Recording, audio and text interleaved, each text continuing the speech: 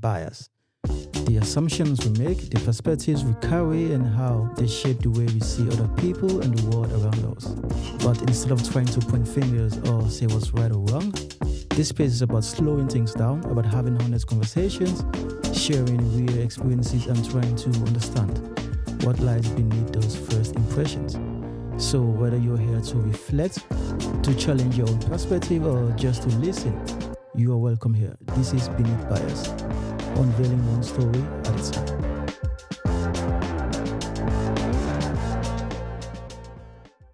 Imagine this. The ground shakes for less than a minute, but that 1 minute changed your life forever. Some communities rebuild in weeks, others spend years trying to recover. Why? Because disasters are not defined only by nature, but by the societies they strike. Welcome to Beneath Bias. Today we are exploring how natural disaster expose inequality and why some communities can recover while others are left struggling for years. But first, let's take a quick look at what happened in Venezuela. So, Mariana, could you help me summarize or say something what happened with Venezuela at the moment? Mm-hmm. Well, I'm not a reporter, but from the articles I've read and from the news, what I saw as a European citizen, it was that at late of June 2026, two powerful earthquakes struck northern Venezuela with 7.2 and 7.5 in magnitude earthquakes, making them, I saw that it was the largest of the 11 earthquakes to hit Venezuela since the 19,000. Well, the damage, it was too big for that magnitude, causing more than 4,300 people to lose their lives, more than 60,700 to get injured, and countless families were forced to leave their homes. The earthquakes damaged hospitals, roads, the electricity, the water system, making rescue and recovery after that not difficult, not just difficult, but kind of impossible in the next few days or weeks or months. But beyond the destruction itself, the disaster also exposed deeper issues, such as it showed that there is a lot of poverty, weak infrastructure, and the challenges of responding to a crisis in a country that already facing economic and political difficulties. Yes. Yeah. So thank you for the summarize everything. As you mentioned before, like there's behind every statistic, there's a person, there's a family and a community trying to rebuild their lives. So today we want to move beyond the headlines and hear that human story. So now we're honored to be joined by Veronica, an activist from Venezuela. So welcome to Beneath Bias. And thank you so much for joining us. Welcome. Hi, hello. My name's Veronica. Hello. Hi. I'm really glad to be here. Yes. So maybe before we start to talk about what happened or continue the conversation, could you please introduce yourself? Who are you, and then what kind of activism you do, and what is your related with the Venezuela? Yeah. Well, I'm 25 and I migrated from Venezuela in 2018 and I was living in Spain until last year, and then I moved here to work and study.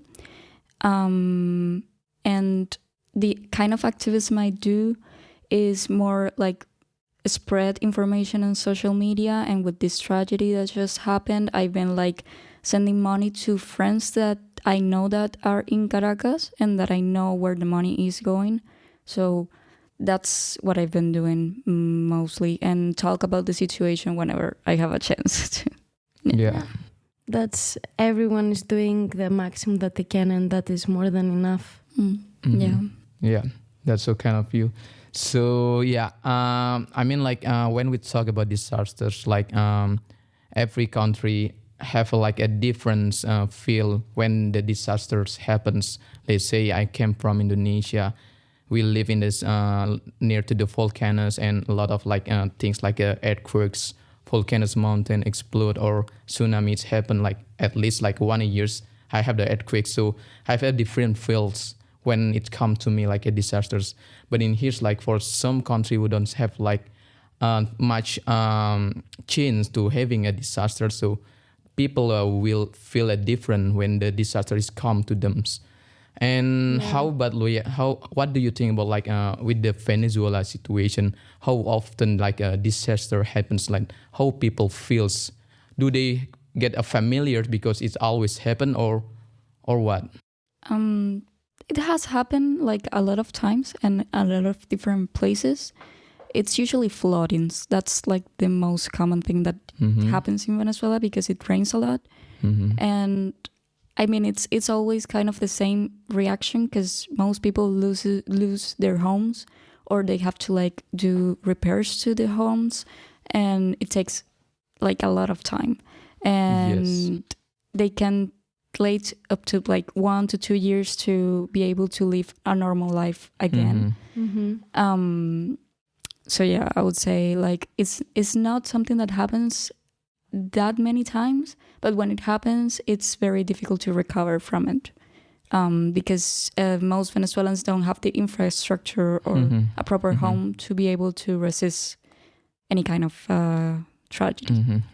But I saw that Venezuela is between the Caribbean and the South American tectonic plates, so I can assume that earthquakes are not something unusual.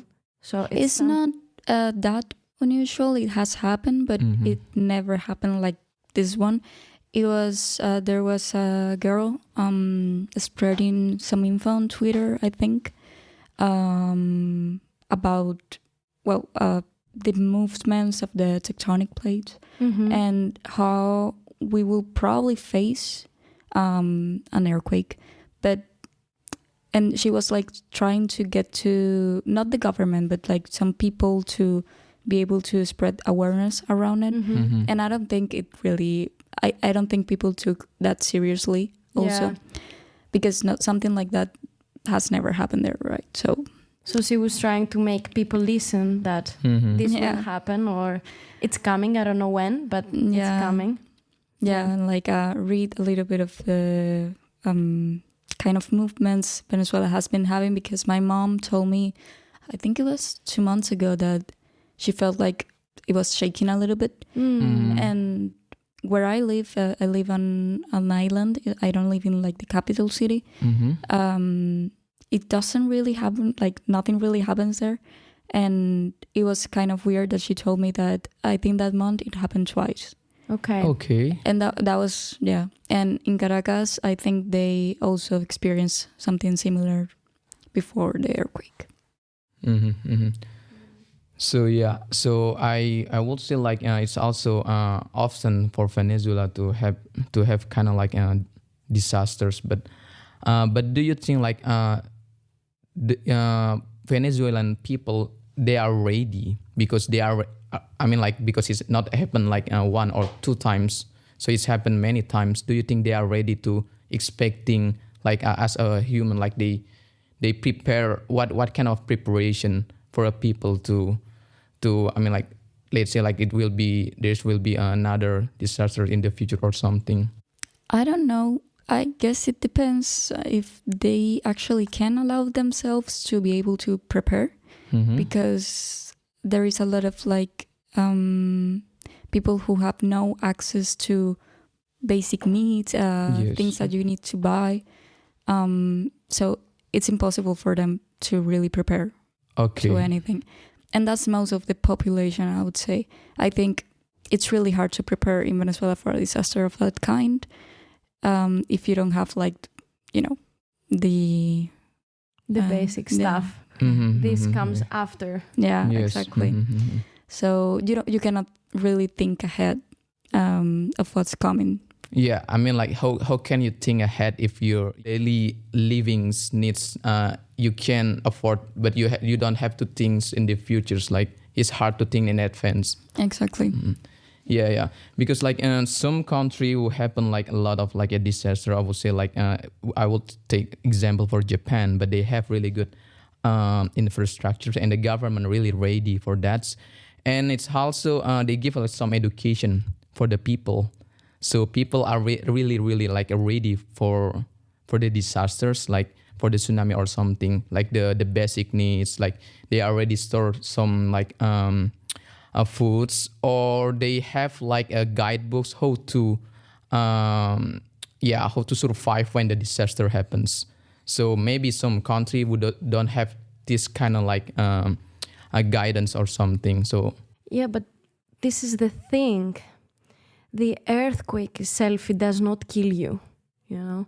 It's the building, is the weak infrastructure, is the unequal access to resources that they do so. If you stand on the street, a 7.2 magnitude will not harm you as much as if you were on your home, Yes. believing that you are safe.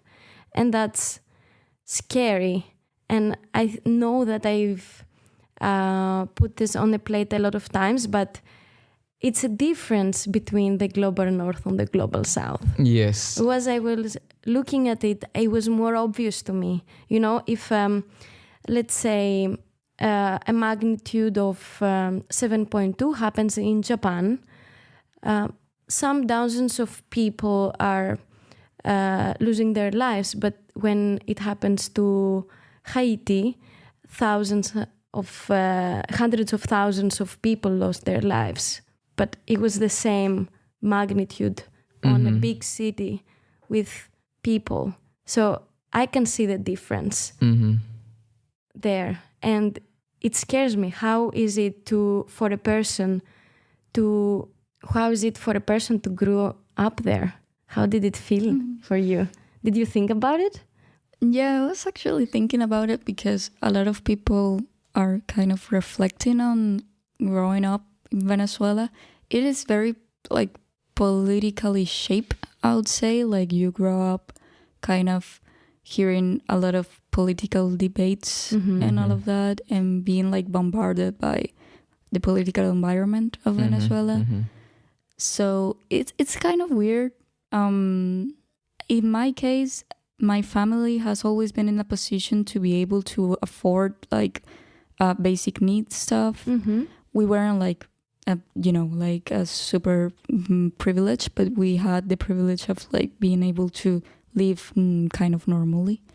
And I would say it's kind of hard to grow up there because in 2017, I think it was, a lot of my friends left the country, and it's this whole like it was like a national feeling of all of your friends, family members leaving, and feeling that you needed to leave too, but there were people who could not afford to leave or they didn't want to leave. So yeah, I think there is a lot of people who find that it's still very hard to remember because it was like very traumatic to see all of that happening and like go to places and see they have closed because they left the country, or go to visit someone and see that they're gone. Or even if I go to Venezuela again, I know that I'm not gonna feel the same because I don't really have friends there anymore. They are all over the world, all where they can be, basically. So yeah, I would say I don't know for most Venezuelans how like they experience. It depends a lot on the family and the conditions that you had. But I do know that for like close people and friends that I have, it's kind of a challenge. Yeah. You also mentioned about like some like a privilege, like some people having more privilege than the others. That's also how people can continue or recovery their life after they having some disaster, because some people have or some communities have privilege itself. But beyond the earthquake itself, what kind of factors do you think made the situation in Venezuela so difficult? Like others, that's like how communities, how people react or something. I think it has to do, first of all, a lot with the government, and second of all, this is also related with the government because the infrastructure in most of Venezuela is not prepared for a tragedy like this. And they actually, a few years back, I don't know exactly when, but I was reading about it. They wanted to start a project to change the infrastructure of the buildings, especially in Caracas and in Vargas, which is the state that is most affected by the tragedy. But the government basically didn't want to fund the project, and they just throw it away. But did they give you a reason? No. It was just no, bye. Bye, literally. Like I don't know, but even for me, like if getting to describe some of the situations that happen in Venezuela with the government is insane. Because I don't even know. Like I'm poker face all the time. Okay. Yeah. Okay. And it's like I asked my mom, and she's like explaining the situation, but it's so senseless. Yeah. That is just like, how do you explain this to someone who is not living in Venezuela? And I think that's why it's kind of hard to talk about it, because the image that people have about Venezuela, it's completely different from the one that it's experienced inside of it. Like I hear that they compare a lot to Cuba, when in reality it's its own thing. It's something else. But yeah. Okay. So you also mentioned about like the infrastructures, and then the government try to do some things. And how about the access of the informations? Like when the disaster happens or something happens, is that easy for the Venezuelan people to get the access of the information so they can react quickly? Not really.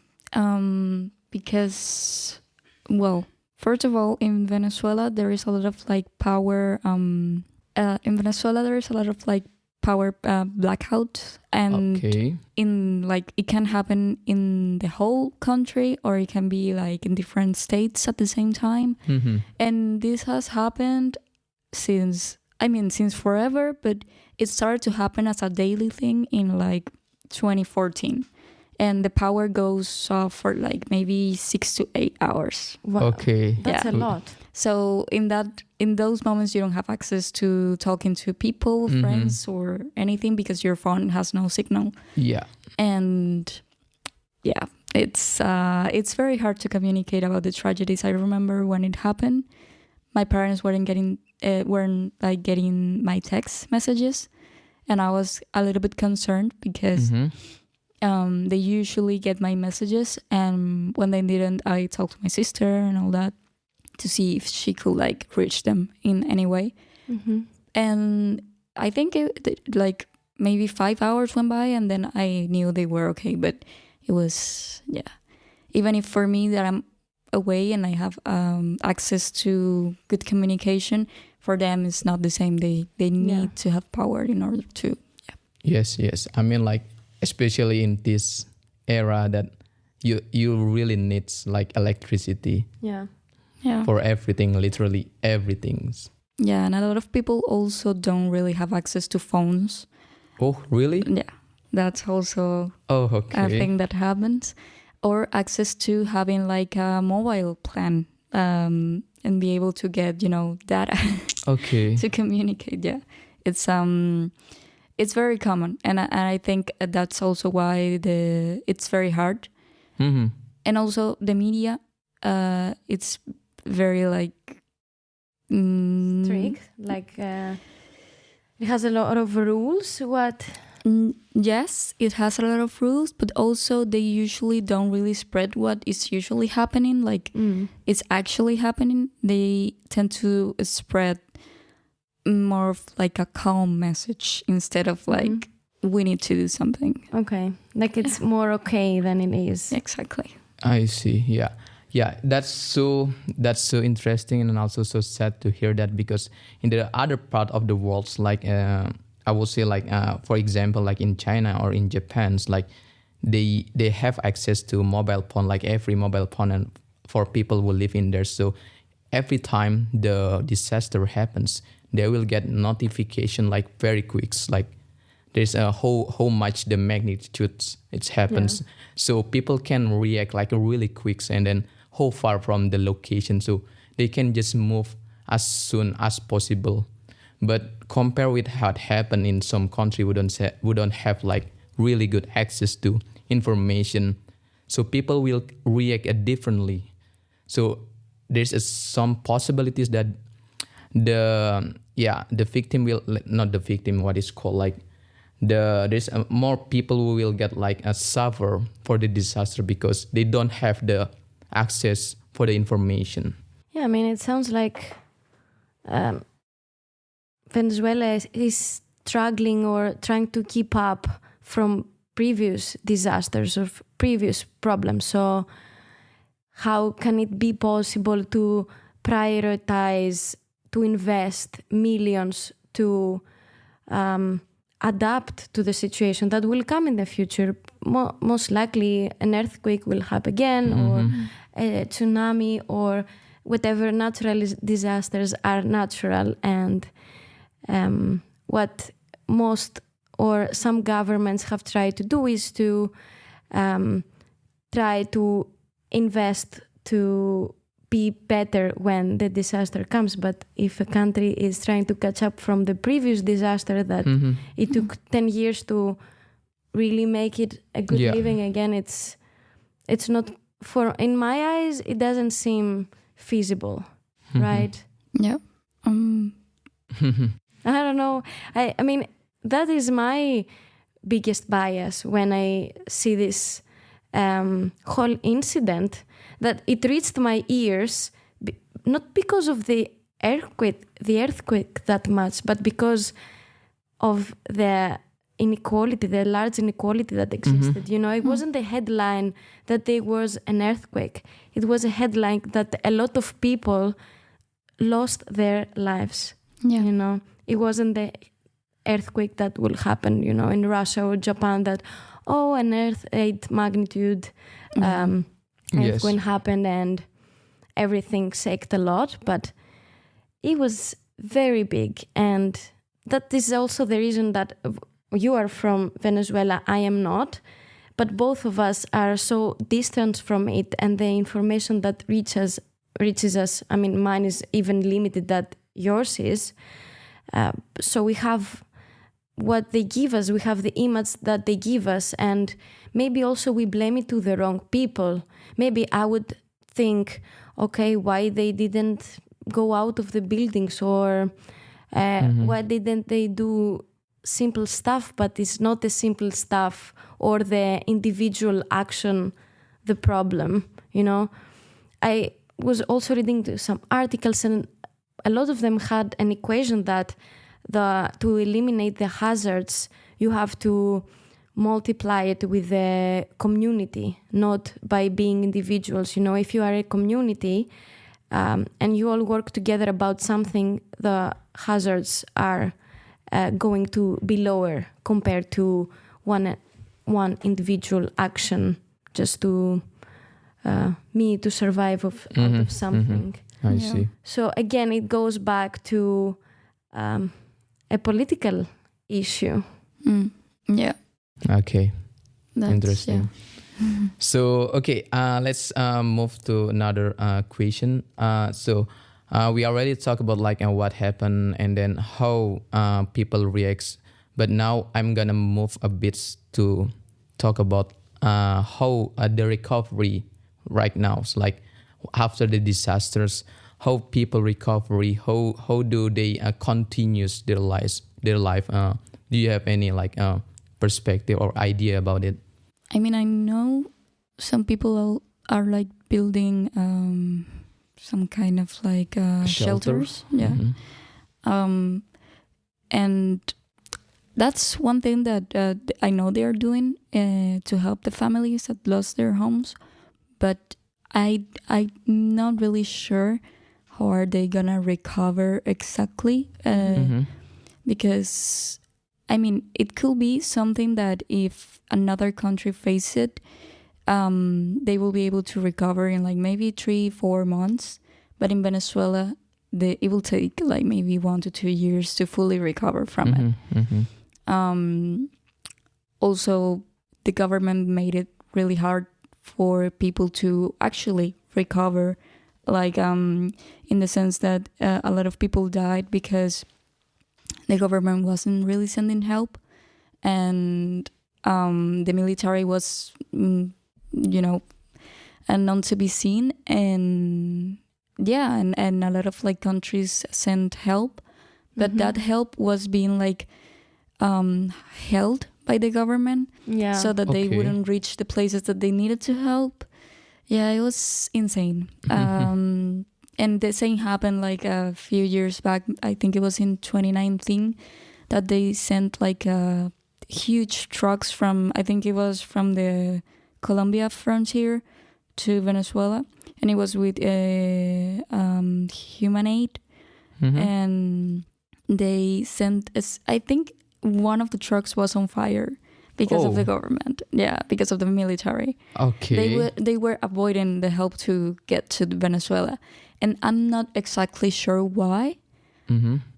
I choose to believe they are psychopaths at this point because it's an excuse to make the situation feel better. The other answer is like, why are you getting out of this? Like, what are you getting with avoiding the help to get to the people that needs it? If you are like a government that says and proclaims that you fight for, the people and the workers and all of that, they are not really doing so. But would you say that then a citizen of Venezuela, will count more on their neighbors than the government for help? Yeah. Actually, something I saw that like the people were more in a community sense than before in other like tragedies, and I would say that's something that started to happen in this occasion, and that it's really nice, and it's also awful. It's under these circumstances, but having a sense of community, I think, is important to survive the tragedies, and I think that has really happened, and a lot of people are helping each other and helping their neighbors get their families and everything out of the crumbled buildings. So yeah, I think community is something that it's been crucial in this occasion. Yeah. But it exists there. Yeah, so. It exists. There are actually a lot of communities and self-sufficient communities in Venezuela. And they like kind of organize together, and they don't really participate in any or trust that the government is going to help them in anything.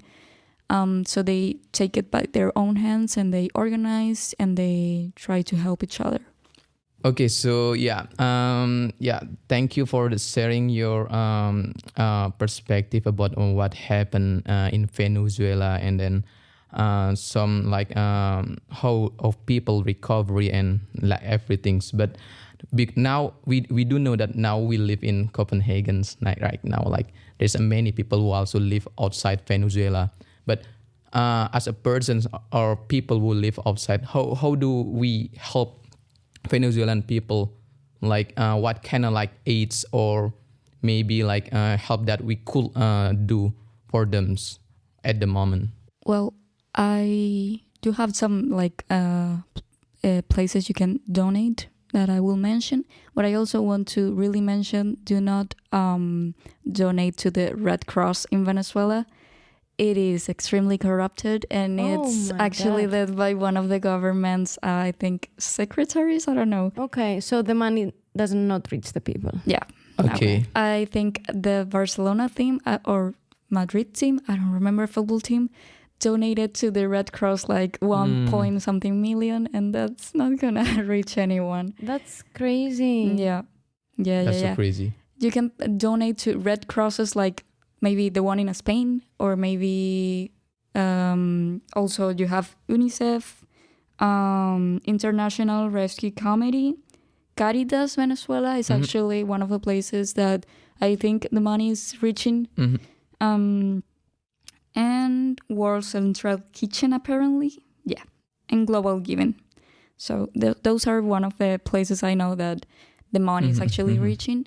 And if you know any Venezuelan, then just ask him, them, just like, do I send money? How do I send money? Yeah. Direct contact is the best, but if you don't have that, maybe, Okay. So you also mentioned about some NGO and also some NGO who don't like what is called like giving the money to the right persons in Venezuela. But how do we know? Because I don't know, like for me, like when I go to donate or something, we just like, it's clear that they want to donate, but as a person, maybe like me, how do we know that the money will go to the right people or this is the right place or NGO? Well, you don't. So, but I think also like being able to ask people and look up information before donating, it's doing the job, honestly. And there is no way to be sure, because with the Red Cross in Venezuela, the case is that you cannot prove that they are stealing the money. So people from the outside are still gonna donate because it's the Red Cross. So it's very hard, but I would say doing a little bit of research in it, and if you find out some sketchy news about any donation centers, maybe don't donate there and try to because with the Red Cross you can find some news about what happened, but they were kind of thrown away because there is no proof, but they are not receiving that, they are not getting the money to the people. So that's okay. Yeah. So I mean, like, basically just try to do a research first. And then if you know someone, like literally someone would know what happened in theirs, you can just ask them and then try to contact and then reach them. Like, that's how we can find the right NGO or donate place. Yeah. And also there are a lot of like information, like images coming up on Instagram about the tragedy, and maybe I have access to it because the algorithm knows that I'm Venezuela, right? But it's out there, and you can actually check if that donation center is reliable or not, or what kind of reputation it has. But I think having a bit of contact with some organizations that are going on in Spain also to help people, some like donation centers, it's also a way to help. And I think that information is very public, if I'm not incorrect about it. Yeah, we can put the links that you will send us on our Instagram. That will be really help you. It really help our listeners. Thank you so much for everything, for all the information, for opening our eyes to a big situation like this. And I want to close a little bit with everything that we take out of this episode, that natural disasters are natural, they happen. One of the biggest misconceptions, I think, is believing that the earthquake itself explains the tragedy. And maybe we can ask ourselves, in any other similar situation that we will see on the news at some point, am I focusing on the earthquake or on why this earthquake became a disaster? Okay, so thank you to everyone who've been listening to us. Also, if today's conversation taught us anything, is that while we can always prevent natural hazard, but we can choose how we prepare for them, how we respond to them, and how we support those who are most vulnerable. So stay tuned for our next topic. If you like us, please rate, review, and tell your friend about us. This has been the There and Presence Beneath Bias, unveiling one story at a time.